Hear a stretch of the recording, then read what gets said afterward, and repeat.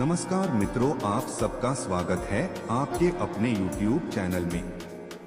लंकापति रावण को लोग अनीति, अनाचार, दंभ, काम, क्रोध, लोभ, अधर्म और बुराई का प्रतीक मानते हैं और उससे घृणा करते हैं। लेकिन सबसे महत्वपूर्ण बात यहाँ यह है कि दशानन रावण में कितना ही राक्षसत्व क्यों न हो, उसके गुणों की अनदेखी नहीं की जा सकती। रावण में अवगुण की अपेक्षा गुण अधिक थे। रावण एक प्रकांड विद्वान था, वेद शास्त्रों पर उसकी अच्छी पकड़ थी और वह भगवान भोले शंकर का अनन्य भक्त था।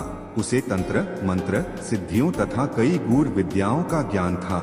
ज्योतिष विद्या में भी उसे महारत हासिल थी।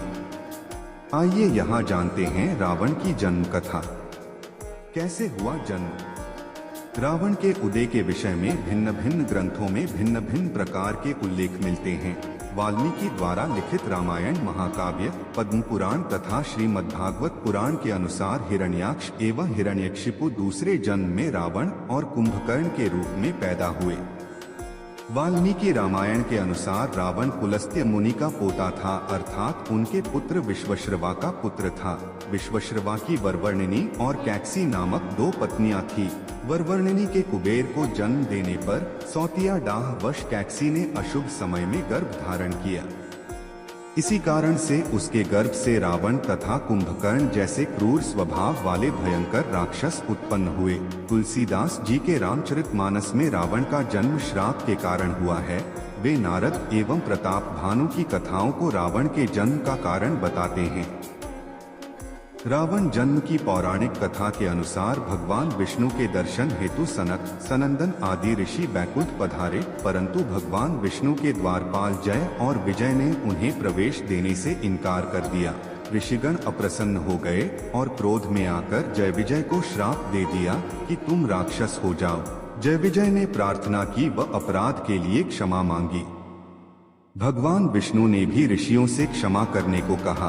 तब ऋषियों ने अपने श्राप की तीव्रता कम की और कहा कि 3 जन्मों तक तो तुम्हें राक्षस योनि में रहना पड़ेगा और उसके बाद तुम पुनः इस पद पर प्रतिष्ठित हो सकोगे। इसके साथ एक और शर्त थी कि भगवान विष्णु या उनके किसी अवतारी स्वरूप के हाथों तुम्हारा मरना अनिवार्य होगा। यह श्राप राक्षसराज लंकापति दशानन रावण के जन्म की आदि गाथा है। भगवान विष्णु के ये द्वारपाल पहले जन्म में हिरण्याक्ष व हिरण्यकशिपु राक्षसों के रूप में जन्मे। हिरण्याक्ष राक्षस बहुत शक्तिशाली था और उसने पृथ्वी को उठाकर पाताल लोक में पहुंचा दिया था। पृथ्वी की पवित्रता बहाल करने के लिए भगवान विष्णु को वराह अवतार धारण करना पड़ा था। फिर विष्णु ने हिरण्याक्ष का वध करके पृथ्वी को मुक्त कराया था। हिरण्यकशिपु भी ताकतवर राक्षस था और उसने वरदान प्राप्त कर अत्याचार करना प्रारंभ कर दिया था।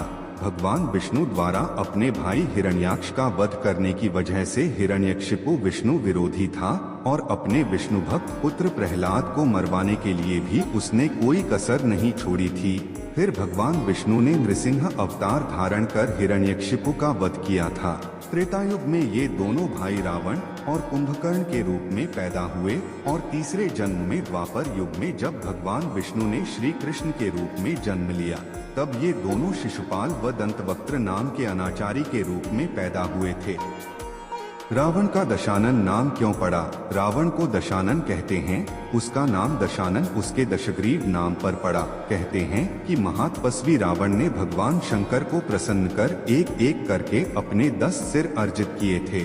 उस कठोर तपस्या के बल पर ही उसे 10 सिर प्राप्त हुए, जिन्हें लंका युद्ध में भगवान राम ने अपने बाणों से एक एक करके काटा था। यदि रावण ने कठोर तपस्या से अर्जित अपने उन 10 सिरों की बुद्धि का सार्थक और सही इस्तेमाल किया होता, तो शायद इतिहास में अपनी प्रकांड विद्वता के लिए अमर हो जाता और लोग उससे घृणा नहीं करते बल्कि उसकी पूजा करते।